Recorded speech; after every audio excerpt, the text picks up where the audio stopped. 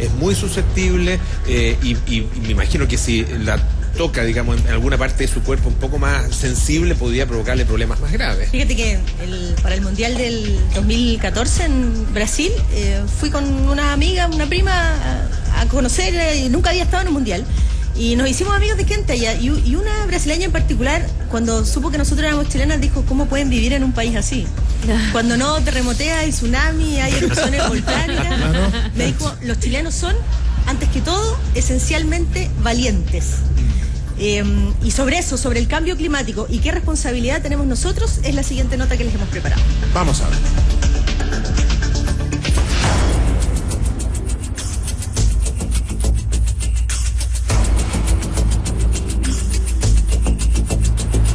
Que está raro el tiempo. Es una frase que los últimos años hemos escuchado reiteradamente en nuestro país y los hechos así lo han demostrado. Un Chile más caluroso, menos lluvioso, con tormentas donde antes eran casi nulas, con nevazones donde antes no las había y un paisaje que ya no es el mismo. Un Chile que sufre los efectos del cambio climático.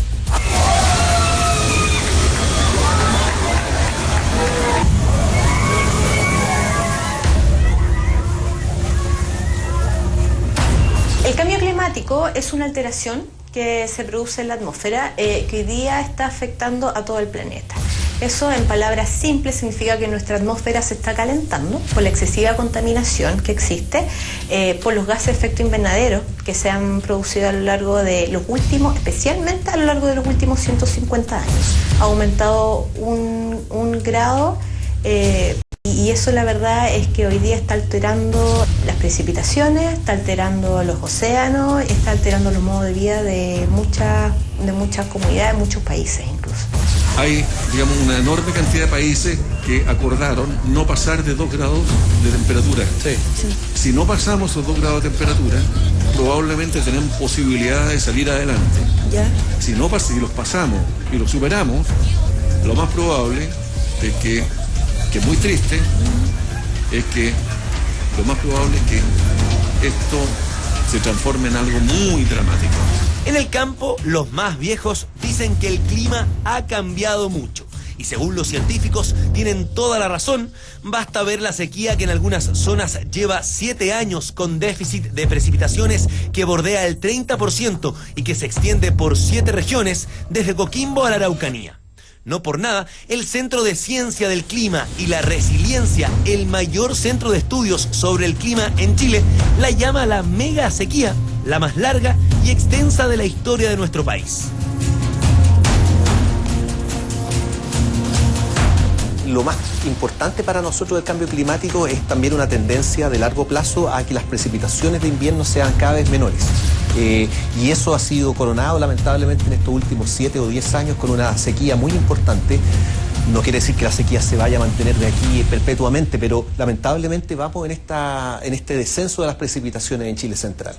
Así, el desierto nortino irá avanzando hasta la zona central y de no tomar medidas en las actividades que el propio hombre hace y que favorecen este cambio, la zona central, conocida por ser fértil para la agricultura, ya no lo será tanto y todo se desplazará hacia el sur. En términos más prácticos, ¿se ha dado cuenta que los últimos veranos cuesta más dormirse en Santiago? La razón, el aumento de la temperatura mínima, propiciada también por el aumento de las máximas, que según proyecciones elevarán los promedios de enero en 1,6 grados dentro de los próximos 17 años. Estamos en un aumento de la temperatura que no tiene descanso. Ya hace más de 30 años que la temperatura está aumentando constantemente, sobre todo en la zona central del país, porque hay cambios también bastante regionales. La zona norte no ocurre lo mismo, por ejemplo.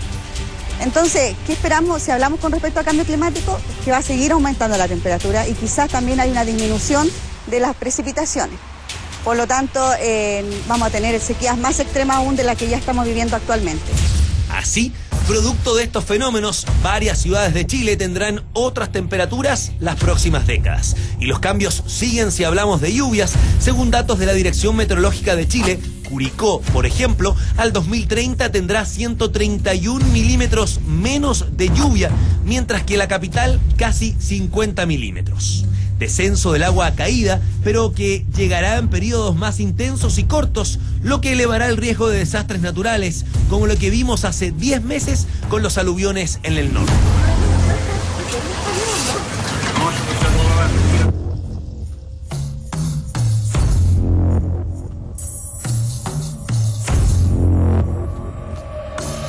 El patrón de precipitaciones está cambiando, es decir, está aumentando la zona de escasez de agua, y eso ya es evidente porque hay muchas comunas en nuestro país que el agua potable está siendo entregada por medio de camiones aljibe, y eso es producto que la distribución del agua está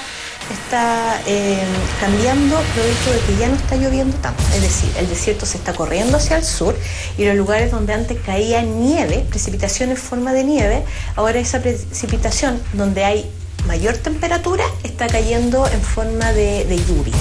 El retroceso de los glaciares es otro tema. Se estima que el 90% de los que existen en Chile ha disminuido su volumen en mayor o menor medida. El cambio climático es un fenómeno de origen antropogénico, o sea, lo genera el hombre, pero hay muchos fenómenos, la atmósfera y el océano son sistemas muy complejos y hay muchos fenómenos naturales. El niño y la niña, estas alteraciones que ocurren en el Pacífico, es de origen natural, así que eso nos ha acompañado por toda la historia y nos va a seguir acompañando. Y para qué decir de estos otros fenómenos de escala aún más pequeña, ¿cierto? Como los que mencionabas tú, las tormentas de verano o las marejadas que vienen del hemisferio norte, todo eso son fenómenos naturales y son cosas más bien del tiempo atmosférico que del clima.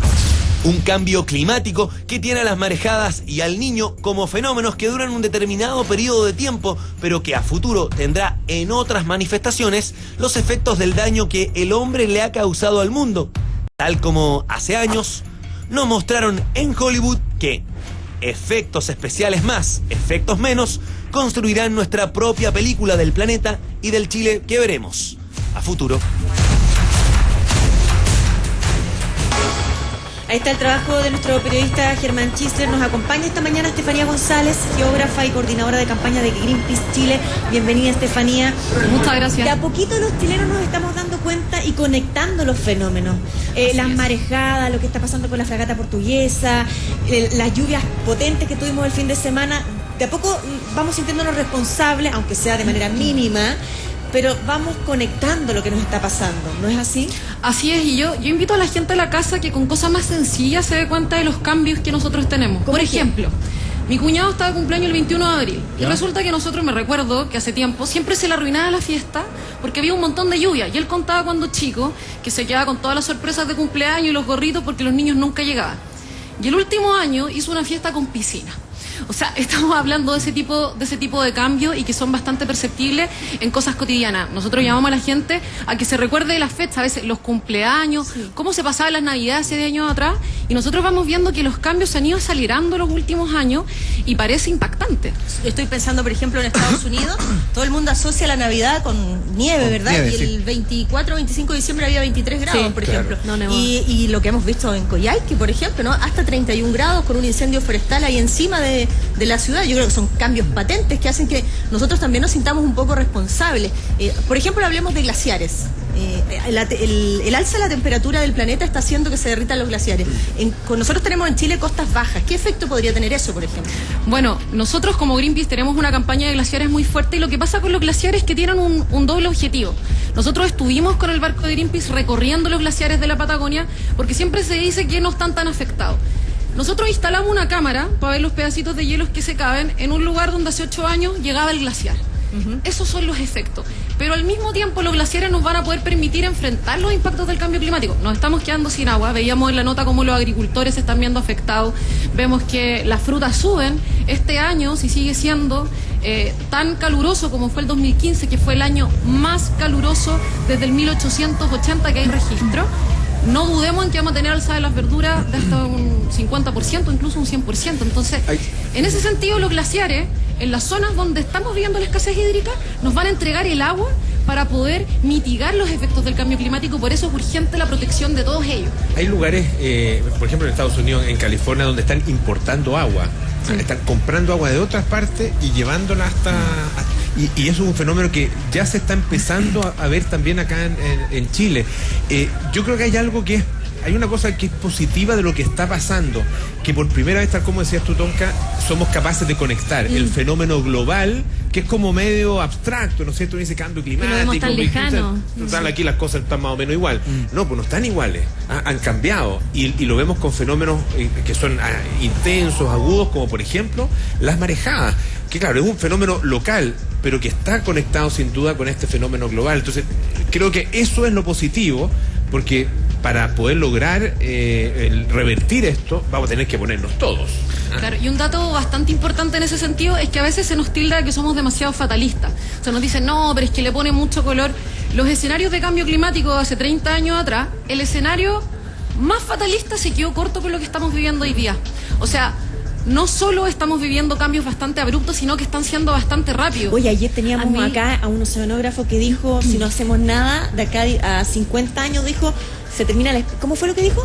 No, que de aquí a 100 o 200 años se puede perfectamente terminar la especie humana. Terminar la especie humana. O sea, así de categórico y dramático fue si no hacíamos nada. Es que, y eso es con los antecedentes que tenemos hoy día. Por ejemplo, con el gran fenómeno del Niño que está provocando todas estas tormentas, estas lluvias en verano. Son fenómenos que están estudiados parcialmente, pero no sabemos realmente qué va a pasar. Y ahí es importante ver los límites que tiene la naturaleza también. Por ejemplo, con el tema que a la gente le interesa en la casa, con las frutas y las verduras, que es un tema bastante sensible. En general, las frutas y las verduras tienen que tener un proceso para poder ser más dulces o más ácidas. Entonces, este año, por ejemplo, podríamos encontrarnos con frutillas menos dulces, porque no alcanzan a tener el proceso de maduración. ¿Qué significa esto? Quizá el fenómeno del Niño este año nos va a traer lluvia, pero no distribuidas a lo largo del año. Entonces, nos llegan las lluvias tardías, por ejemplo, en noviembre, octubre, que apestan algunas verduras, que hacen que las flores de los árboles se caigan y no podamos tener las frutas al mismo precio. Entonces, al final nos está afectando el bolsillo directamente. A mí lo mismo me genera algún problema, porque mira, yo lo que veo es que no se reutiliza el agua, porque ya sabemos que en la zona central cada año va a llover menos, hemos visto una sequía que lleva más de 7 años y que cada vez vamos a ver periodos de precipitación, pero van a ir siendo cada vez menores. ¿Por qué no se hacen campañas para reutilizar el agua? La poca agua que nos llega debiéramos utilizarla y para que no se pierda, porque en el fondo llueve harto en un corto periodo de tiempo, pero esa agua se pierde. Efectivamente, se pueden aplicar tecnologías para eso, pero también el ecosistema natural, cuando cae mucha lluvia, cuesta que esa lluvia se vaya para abajo y se pueda almacenar, claro, en donde después se sacan los pozos. Por ejemplo, los agricultores describen que antes hacían un pozo de 8 metros para poder encontrar agua, hoy día son 80 metros. Sí. Y eso aumenta los costos de producción. Ahora también las prácticas productivas. Nosotros vemos en el Valle de la Concagua, la gente que es de la quinta región, donde están todos los monocultivos de palta. Entonces, se han ido hacia los cerros a cultivar, y en vez de hacer prácticas productivas que cuiden el suelo, lo que se hace es que se ponen las paltas con los camellones a favor de la pendiente. Entonces, cuando llueve, todo el suelo que permite que se hagan, las napas que se cultive, se va hacia abajo. Entonces, hoy día estamos en un escenario donde el desierto crece, y que el desierto crece significa que nuestros suelos se están volviendo menos productivos. Las tierras para poder cultivar se van a estar acabando, y es bastante trágico. Hay un tema a propósito de la agricultura que tiene que ver con la producción de vino. En Chile, lo tradicional, ¿no es cierto?, era el Valle del Maipo, de la Concagua, un poquito más al sur, la zona de San Fernando, el Maule. Hoy día se produce mucho vino en toda la zona, en la región del Biobío. Claro. Vinos de Litata, por ejemplo, y toda esa zona. Y hay algunas viñas, ¿ya?, y algunos enólogos que están buscando más al sur aún. Y no estoy diciendo en la 9ª o la 10ª, en Aysén, en la región de Aysén, están viendo lugares donde en el futuro podrían trasladar sus viñedos. Esto es algo que ya se está observando y que va a pasar muy rápido, tal como tú decías. Estos son fenómenos que no es que ya estén pasando al mismo ritmo, se van acelerando en la medida en que ocurren. Estefanía, me gustaría preguntarte también, porque hay una situación que a mí en lo particular me angustia, por momentos me llega a molestar, que es la poca proactividad que tienen las autoridades en torno a nuestra agua. Scarlett hacía mención hace poquito a los glaciares, que están pésimamente regulados, que están absolutamente indefensos. Lo mismo pasa con el agua en las zonas que hoy día se ven afectadas, donde, como todo funciona en Chile, se propicia el pan para hoy, hambre para mañana. Es decir, el agua va para las empresas y no se piensa en ningún momento en las poblaciones ni en lo que va a pasar dentro del corto plazo. Desde el punto de vista legal, ¿qué es lo que pasa con el agua en nuestro país? Porque yo me he enterado, por ejemplo, de que hay campos en el sur profundo, que se venden a extranjeros con todo lo que hay adentro, con lagos, con ríos. Pareciera ser que no hay una real conciencia de lo que va a pasar con el agua dentro de poco tiempo más. Claro, gracias por la pregunta. Bueno, para explicarlo de manera muy sencilla, hoy día el agua no es un derecho en Chile. Lamentablemente, esto viola los derechos humanos. Nosotros hoy día no tenemos derecho al acceso al agua libre. Hoy día el agua se compra por todo el conflicto con los derechos de agua. Ahora, en materia de cambio climático, en Chile pasa algo bien curioso que a nosotros nos impresiona mucho como organización, que es que los glaciares, como habíamos dicho, son víctimas del cambio climático. Se están derritiendo y les queda muy poco tiempo. Entonces, lo lógico sería que un gobierno que planifica futuro, que piensa en la gente, que piensa en la zona norte y centro, donde hay cortes de agua programados. Acá en la zona precordillerana de la comuna de La Florida, por ejemplo, se está dando agua con camiones aljibe. No es algo que ocurra en Arica, algo que está ocurriendo acá mismo en la región metropolitana. Claro. Entonces, uno pensaría que un gobierno que se planifica busca cómo poder utilizar mejor el recurso agua. Y una medida que nosotros estamos exigiendo es que se protejan todos los glaciares. Ustedes sabían que hasta el 70% del caudal de los ríos en épocas de sequía viene de los glaciares, del deshielo glaciar. Entonces, en lugar de proteger todos los glaciares de nuestro país, particularmente en las zonas donde hay sequía, en la zona metropolitana, lo que se está haciendo es permitir que se intervengan, contaminar esas fuentes de agua y acelerar su proceso de ¿Cómo se protegen los glaciares, Estefanía? Bueno, actualmente hay una ley de protección de glaciares que se está discutiendo en el Congreso. El proyecto original consideraba la protección de todos los glaciares ya por igual. Sin embargo, el gobierno lamentablemente... Sí, pero más allá de la ley, ¿cómo físicamente se protegen? ¿Qué es lo que se puede hacer? Porque es un fenómeno global el tema o sea, es un calentamiento global que está produciendo el derretimiento de glaciares, o hay fenómenos locales que se pueden evitar también. En Chile, lamentablemente, son fenómenos locales. Ya. Tenemos un récord lamentable, que somos el país récord en destrucción de glaciares por actividades mineras. Entonces, hay un fenómeno global que lo estamos estudiando, por eso nos fuimos al sur a medir los glaciares con científicos, con glaciólogos, pero al mismo tiempo nuestro llamado es a que, si estos glaciares son una víctima, porque son una víctima del calentamiento global, lo que tenemos que hacer es proteger a esa víctima, protegerla de que este proceso se acelere. ¿Cómo? No permitiendo la construcción de caminos arriba de glaciares. Hoy día los glaciares se ocupan como basurero. Eso significa que no solo estamos derritiendo el glaciar, sino que además la futura fuente de agua que nos podría dar en zonas donde hoy día hay quebradas que están completamente secas, se están contaminando. Y da la sensación de que esto lamentablemente va a empezar a ser noticia cuando afecta a Santiago, ¿no? O sea, cuando no afecte la precordillera, sino que cuando... No, pero me refiero a cuando esto sea ya burdo, ¿no? Cuando ya Las Condes no tenga agua, va a empezar a ser tema. Tú lo estás hablando, dijiste, en la Florida están repartiendo agua con camiones aljibe. La Florida también tiene un conflicto con el PANUL, así es. Que es la construcción de la precordillera, ¿no es así? Y cómo se está tratando de defender esos lugares, que son los lugares que absorben entonces el agua, y si los construimos genera precisamente todos los aluviones que hemos tenido en el pasado. Viste en el clavo, Tonka, o sea, en la precordillera, el tema de la red de defensa de la precordillera es parte de los movimientos por el agua y de la vida del que somos parte con Greenpeace. Ahí el conflicto es bastante importante porque tenemos bosque nativo como quillay, boldo, que se está desplazando hacia el sur esas especies porque tenemos altas temperaturas que hoy día nos están protegiendo de los aluviones. Este año, como está el fenómeno del Niño, va a ser un año especialmente lluvioso. Eso es lo que se pronostica. Se le llamó el Niño Godzilla incluso en Estados Unidos por los impactos que iba a tener. Y hoy día lo que nos está permitiendo que en Santiago no vivamos estos efectos son las masas de bosque. Entonces la deforestación de la zona precordillerana por la construcción de viviendas también afecta, y en ese sentido el llamado de la comunidad en el caso de La Florida es a proteger estos bosques, a proteger estos recursos. Hoy día estamos en un momento clave. Hoy día aún podemos hacer cosas. Hoy día el gobierno tiene en sus manos de ser el verdadero líder a nivel de Latinoamérica en materia ambiental. La presidenta Bachelet tiene en sus manos. Lo que nosotros hemos visto ahora es que no. Con la ley de glaciares había un proyecto original aprobado por todos los diputados que los protegía a todos. Sin embargo, el gobierno lo modificó por uno que no protege ni un solo glaciar. Y lleva mucho. De Arica hasta los ríos que no estén dentro de parques nacionales. Sí, yo quería preguntar por las conductas individuales, porque una cosa es lo que hace o deja de hacer el gobierno por desidia o por interés económico, por lo que sea, y otro es lo que hacemos todos en el día a día. ¿Qué conductas concretas deberíamos tener nosotros cada día? Bueno, lo primero es tomar conciencia sobre estos temas, como yo invitaba a la gente a recordar estos hitos, el cumpleaños de mi pololo, el cumpleaños de mi mamá, que nos hacen dar cuenta de que hay un cambio climático. Por ejemplo, hubo gente que en el verano estaba programada para hacer construcciones y le llegó una lluvia y la arruinó todo eso. A darnos cuenta de eso. En segundo lugar, a elegir prácticas sustentables.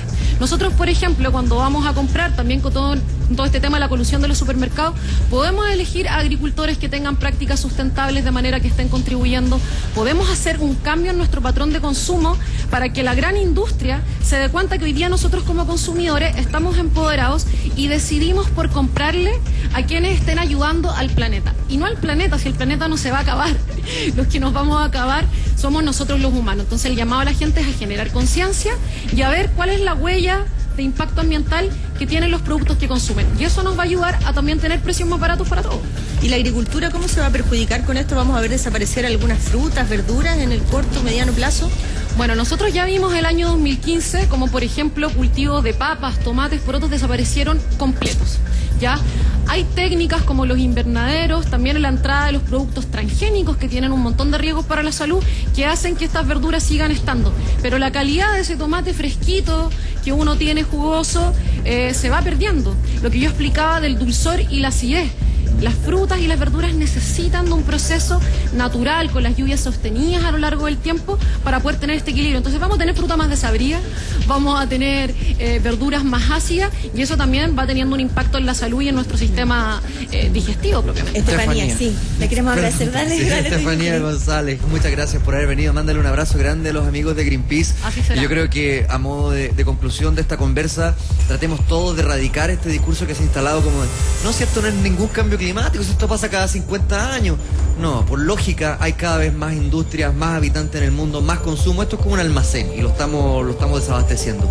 Que estén muy bien, muchas gracias. Muchas gracias a ustedes. Gracias. Cortito, la última, mira que llegó un mensaje de Ángelo Contreras, dice: Tonka, soy del campo. ¿Cuántos de tu panel se duchan en menos de 5 minutos? Ahí hay algo para ayudar a cuidar el agua. Yo me demoro 3 minutos. Sí, no fue la mejor pregunta en este panel en específico. Bueno, pero ¿cuántos más de 5? 3 minutos, como decía el comandante Chávez. Hugo Chávez decía eso, porque hay que ducharse en 3 minutos. 1 minuto para mojarse, 1 minuto para jabonarse y un minuto para enjuagarse. Lo demás ya es un spa. Pueden coloniarse porque Se lavan los dientes con el agua corriendo. No, si da. Lectura en la cuarta, algo que pasó en Concepción. Ciego felpeó a Fresco que intentó pagar